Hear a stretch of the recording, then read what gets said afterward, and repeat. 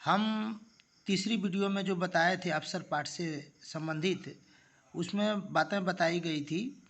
क्या जो अफसर आते हैं और उनकी जो है देखभाल करने लगते हैं, यानी चापलूसी लोग करने लगते हैं, ऑफिस के लोग जाने वाले लोगों के लिए जो शब्द बोलते हैं, अफसोस प्रकट जैसे शब्द बोलते हैं, जो कि किसी तरह व्यक्त कर देते हैं। अब देखिए आगे जो हम बताने जा रहे हैं कि अफसर के शरीर की कोई रग सरकार के सूत्रों से अलग काम नहीं करती।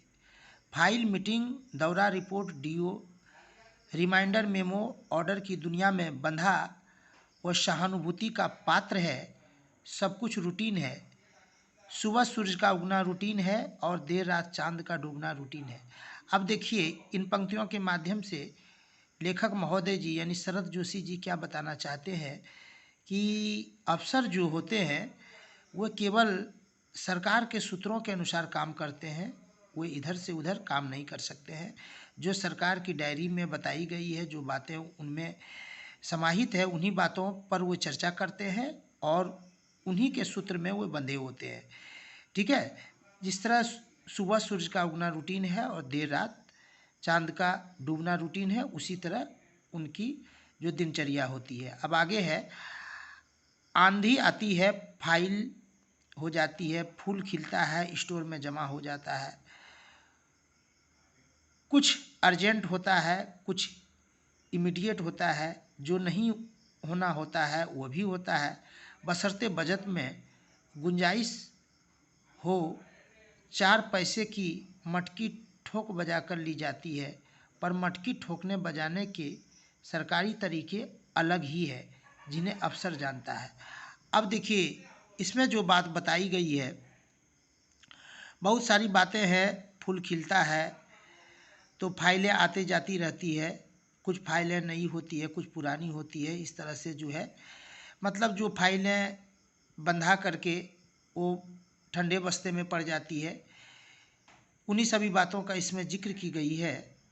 और ये सब बातें जो है केवल अफसर महोदय को ही मालूम पड़ती है, वही केवल जानते हैं। आगे है, अफसर से दोस्ती नहीं की जा सकती है, उससे रिश्ता किया जा सकता है, क्योंकि रिश्ते में नियम होते हैं, दोस्ती में नियम नहीं होते हैं।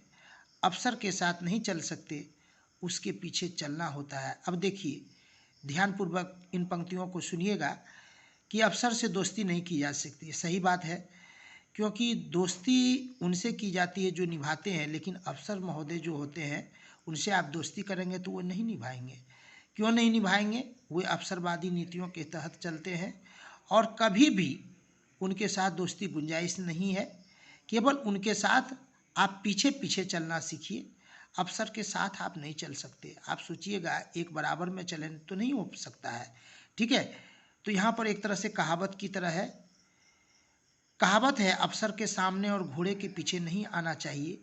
पुराने ज़माने में जब अफसर घोड़े पर बैठकर दौड़ा करते थे, तब पता नहीं लोग क्या करते होंगे, क्योंकि तब आगे रहे या पीछे हालत बिगड़ने का अंदेशा हरदम रहता था। तब किनारा काटकर बगल में रहना ही एक नीति रही। अब देखिए पुराने ज़माने की एक बात है, कहावत है कि घोड़े के पीछे और अफसर के सामने कभी भी नहीं आना चाहिए।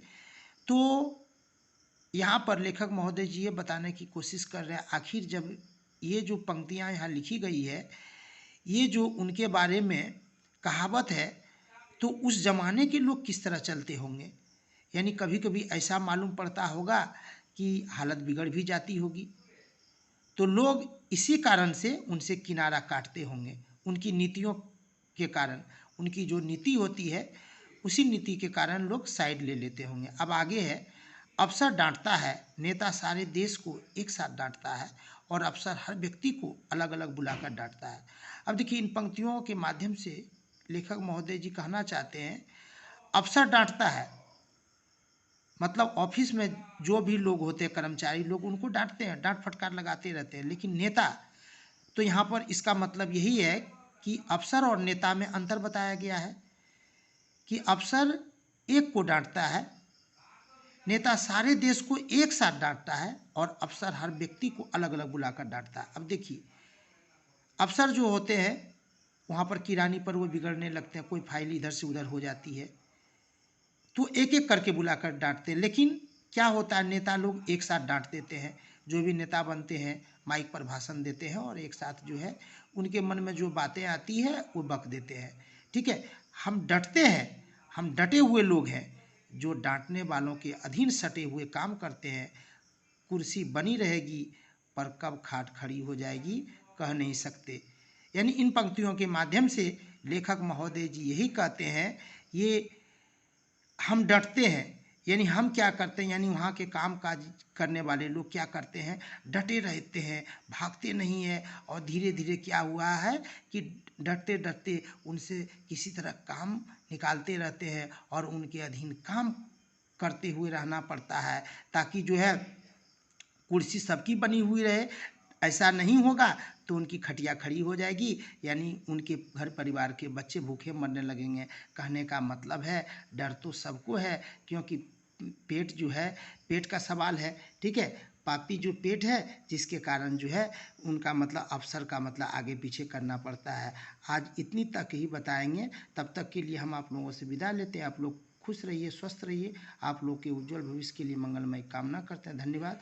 जय हिंद, जय भारत।